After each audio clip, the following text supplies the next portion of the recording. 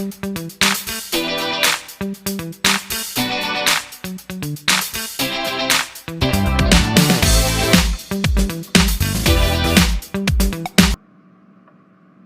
dear fellow, whom do I see?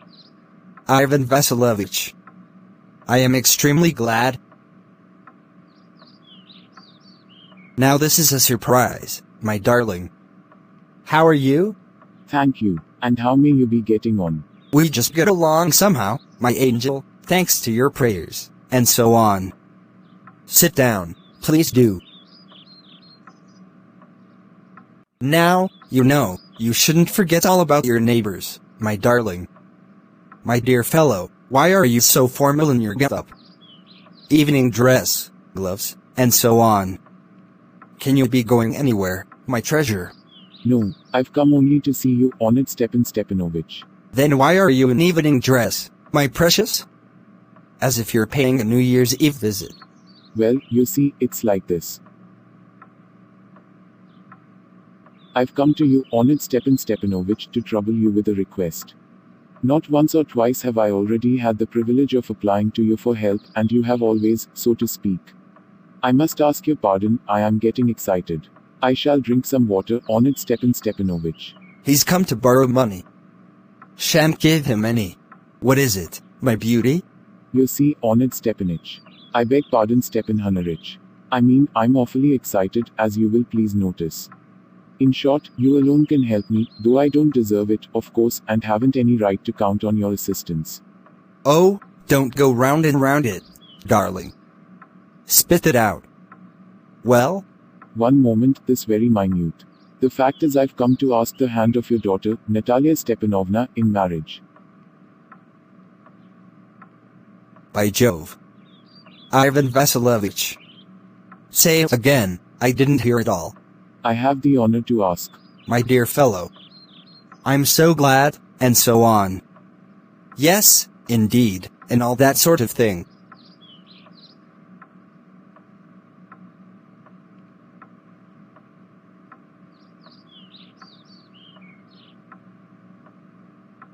I've been hoping for it for a long time. It's been my continual desire. And I've always loved you, my angel, as if you were my own son. May God give you both His help and His love and so on, and so much hope. What am I behaving in this idiotic way for? I'm off my balance with joy, absolutely off my balance. Oh, with all my soul. I'll go and call Natasha, and all that. Honored Stepan Stepanovich, do you think I may count on her consent? Why, of course, my darling, and... as if she won't consent. She's in love. Egad, she's like a Leveza cat, and so on. Shan't be long. It's cold. I'm trembling all over, just as if I'd got an examination before me. The great thing is, I must have my mind made up. If I give myself time to think, to hesitate, to talk a lot, to look for an ideal, or for real love, then I'll never get married. Brr, it's cold. Natalia Stepanovna is an excellent housekeeper, not bad looking, well educated. What more do I want? But I'm getting a noise in my ears from excitement. And it's impossible for me not to marry.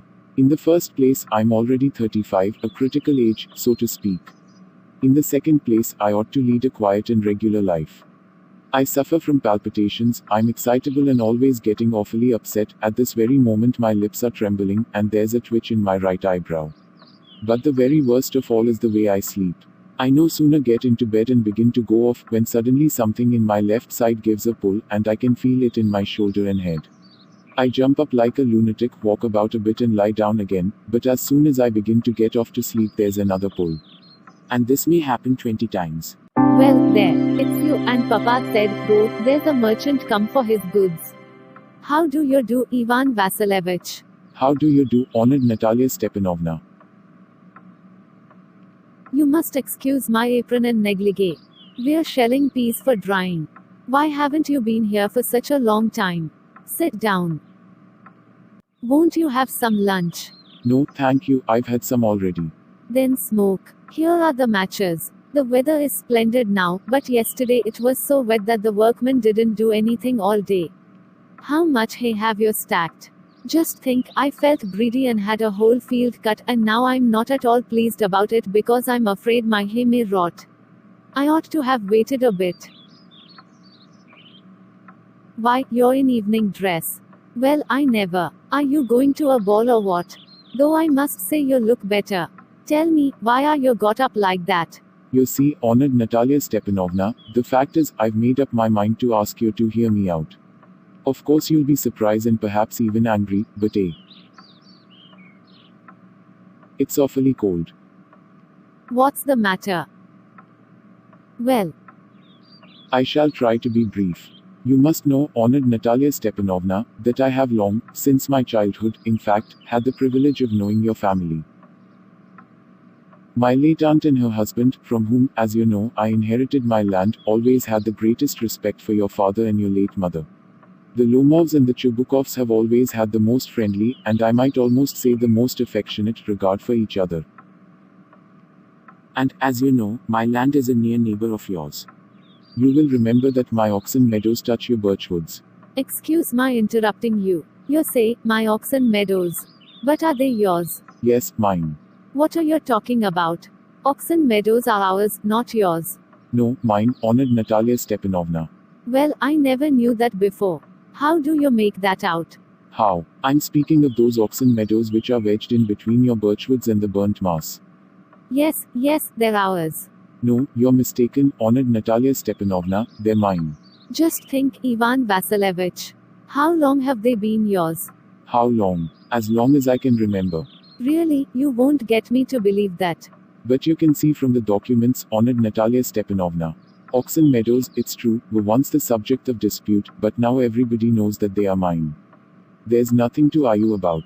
You see, my aunt's grandmother gave the free use of these meadows in perpetuity to the peasants of your father's grandfather, in return for which they were to make bricks for her. The peasants belonging to your father's grandfather had the free use of the meadows for 40 years, and had got into the habit of regarding them as their own, when it happened that. No, it isn't at all like that. Both grandfather and great-grandfather reckoned that their land extended to burnt moss, which means that oxen meadows were ours. I don't see what there is to argue about. It's simply silly. I'll show you the documents, Natalia Stepanovna. No, you're simply joking or making fun of me.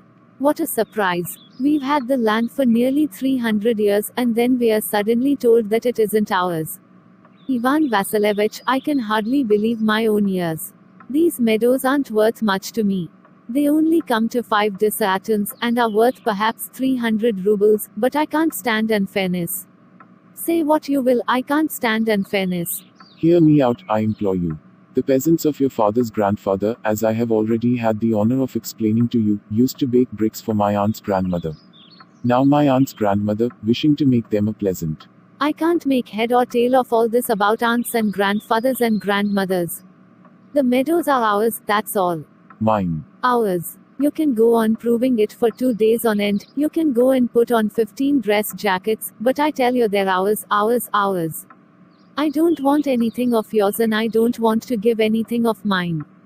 So there. Natalia Stepanovna, I don't want the meadows, but I am acting on principle. If you like, I'll make you a present of them. I can make you a present of them myself, because they're mine. Your behavior, Ivan Vasilevich, is strange to say the least. Up to this we have always thought of you as a good neighbor, a friend. Last year we lent you our threshing machine, although on that account we had to put off our own threshing till November, but you behaved to us as if we were gypsies. Giving me my own land, indeed. No, really, that's not at all neighborly. In my opinion, it's even impudent, if you want to know. Then you make out that I'm a land grabber. Madam, never in my life have I grabbed anybody else's land and I shan't allow anybody to accuse me of having done so. Oxen meadows are mine. It's not true, they're ours. Mine. It's not true. I'll prove it. I'll send my mowers out to the meadows this very day. What? My mowers will be there this very day. I'll give it to them in the neck. You're there. Oxen meadows are mine. You understand. Mine. Please don't shout. You can shout yourself hoarse in your own house, but here I must ask you to restrain yourself. If it wasn't, madam, for this awful, excruciating palpitation, if my whole inside wasn't upset, I'd talk to you in a different way. Oxen meadows are mine. Ours. Ours. Mine. What's the matter? What are you shouting for? Papa, please tell this gentleman who owns Oxen Meadows, we or he. Darling, the meadows are ours. But please, Stepan Stepanovich, how can they be yours? Do be a reasonable man. My aunt's grandmother gave the meadows for the temporary and free use of your grandfather's peasants. The peasants used the land for 40 years and got accustomed to it as if it was their own, when it happened that. Excuse me, my precious. You forget just this, that the peasants didn't pay your grandmother and all that, because the meadows were in dispute, and so on. And now everybody knows that they're ours. It means that you haven't seen the plan. I'll prove to you that they're mine. You won't prove it, my darling. I shall. Dear one, why yell like that? You won't prove anything just by yelling. I don't want anything of yours, and don't intend to give up what I have. Why should I? And you know, my beloved, that if you propose to go on arguing about it, I'd much sooner give up the meadows to the peasants than to you. There. I don't understand. How have you the right to give away somebody else's property? You may take it that I know whether I have the right or not. Because, young man, I'm not used to being spoken to in that tone of voice, and so on. I, young man, am twice your age, and ask you to speak to me without agitating yourself, and all that. No, you just think I'm a fool and want to have me on. You call my land yours, and then you want me to talk to you calmly and politely. Good neighbors don't behave like that, Stepan Stepanovich. You're not a neighbor, you're a grabber. What's that? What did you say? Papa, send the mowers out to the meadows at once. What did you say, sir? We'll see. I'll have the matter taken to court and then I'll show you. To court? You can take it to court, and all that. You can. I know you. You're just on the lookout for a chance to go to court, and all that. You pettifogger. All your people were like that. All of them. Never mind about my people. The Lomovs have all been honorable people, and not one has ever been tried for embezzlement, like your grandfather. You Lomovs have had lunacy in your family, all of you. All. Your grandfather was a drunkard, and your younger aunt, Nastasya Mihailovna, ran away with an architect, and so on. And your mother was humpbacked. Something pulling in my side. My head. Help. Water. Your father was a guzzling gambler. And there haven't been many backbiters to equal your aunt. My left foot has gone to sleep. You're an intriguer. Oh, my heart. And it's an open secret that before the last elections you're Brie. I can see stars. Where's my hat? It's low. It's dishonest. It's mean. And you're just a malicious, double-faced intriguer. Yes! Here's my hat. My heart. Which way? Where's the door? Oh, I think I'm dying. My foot's quite numb. And don't set foot in my house again. Take it to court. We'll see. Devil take him. What a rascal. What trust can one have in one's neighbors after that? The villain. The scarecrow. The monster. First he takes our land and then he has the impudence to abuse us. And that blind hen. Yes, that turnip ghost has the confounded cheek to make a proposal, and so on. What? A proposal? What proposal? Why, he came here to propose to you. To propose. To me. Why didn't you tell me so before? So he dresses up in evening clothes. The stuffed sausage. The wizen-faced frump. To propose to me. Ah, bring him back. Back. Ah, bring him here. Bring whom here? Quick. I'm ill. Fetch him. What's that? What's the matter with you? Oh, unhappy man that I am. I'll shoot myself. I'll hang myself. We've done for her. I'm dying. Fetch him. Fool. At once. Don't yell. What have they done to me? Fetch him back. Fetch him.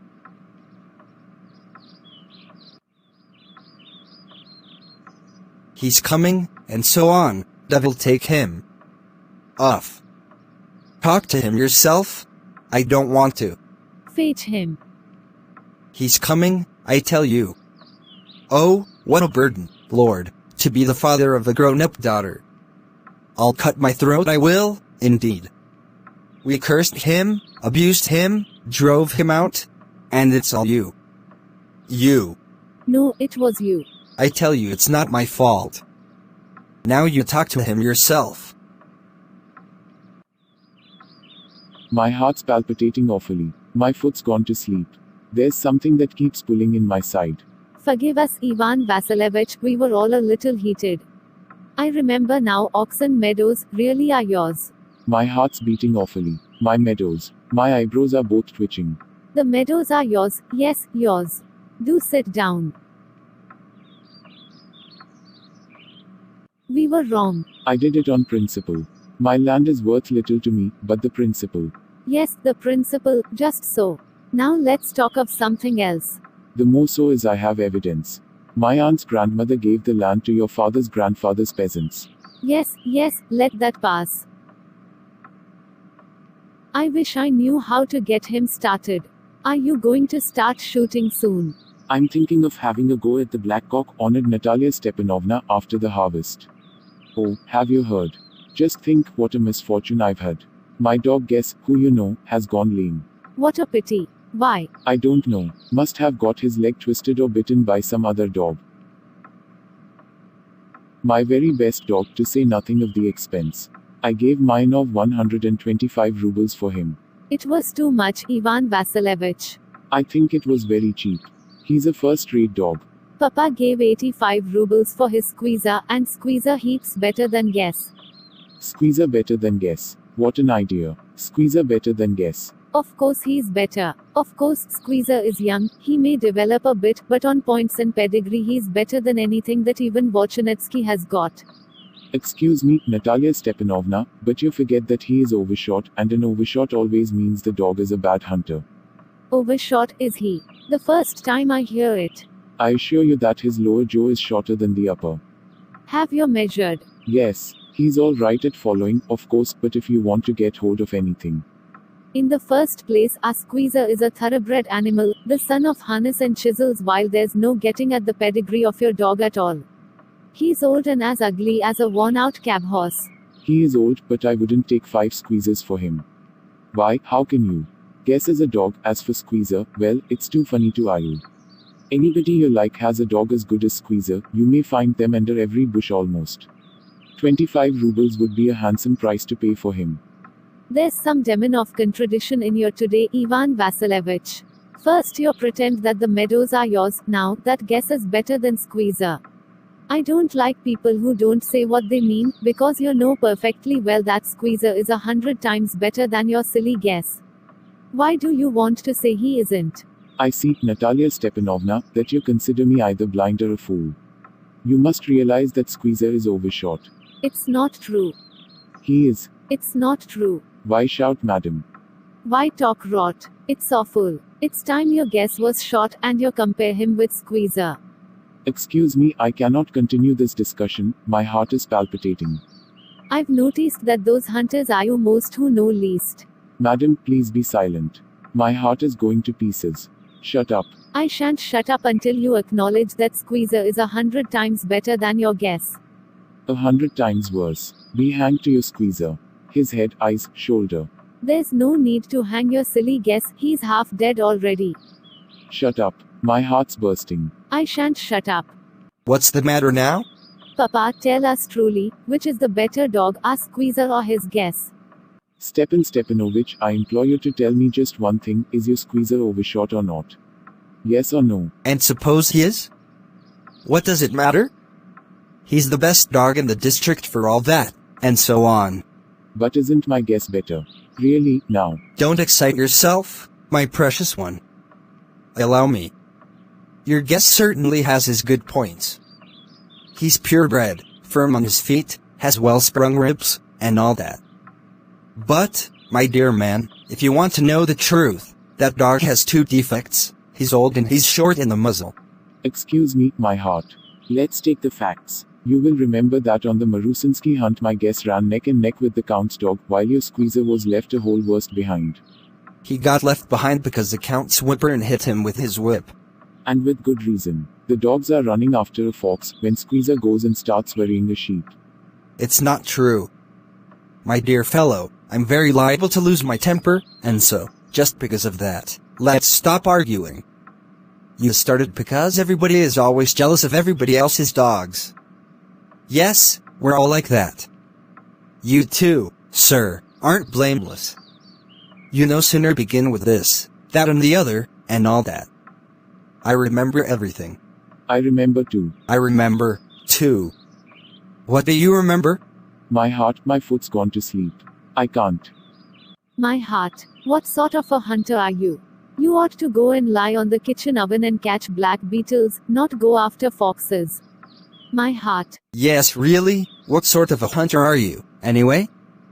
You ought to sit at home with your palpitations, and not go tracking animals. You could go hunting, but you only go to argue with people and interfere with their dogs and so on. Let's change the subject in case I lose my temper. You're not a hunter at all, anyway. And are you a hunter? You only go hunting to get in with the count and to intrigue. Oh, my heart, you're an intriguer. What? I am an intriguer?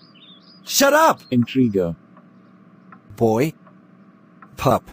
Old rat. Jesuit. Shut up or I'll shoot you like a partridge. You fool.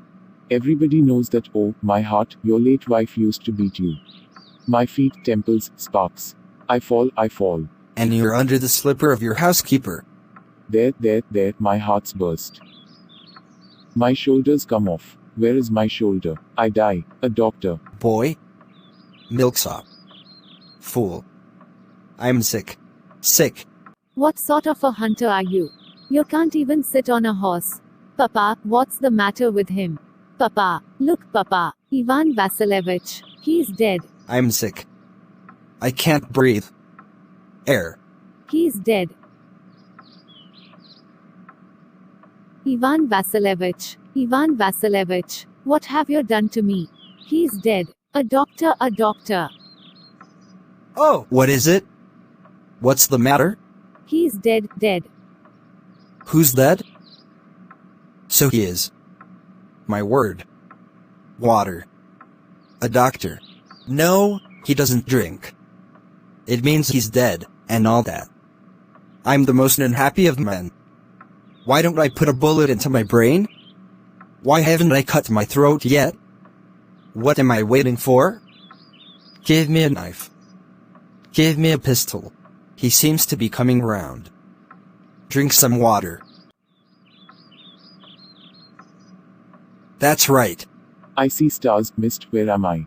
Hurry up and get married and, well, to the devil with you. She's willing and all that. I give you my blessing and so on. Only leave me in peace. What? To whom? She's willing. Well? Kiss and be damned to you.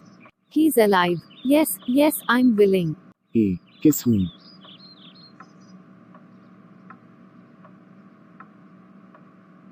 Very nice too. Excuse me, what's it all about? Oh, now I understand, my heart stars. I'm happy. Natalia Stepanovna. My foot's gone to sleep. I'm happy too. What a weight off my shoulders, off. But still you will admit now that guess is worse than Squeezer. Better. Worse. Well, that's a way to start your family bliss. Have some champagne. He's better. Worse. Champagne.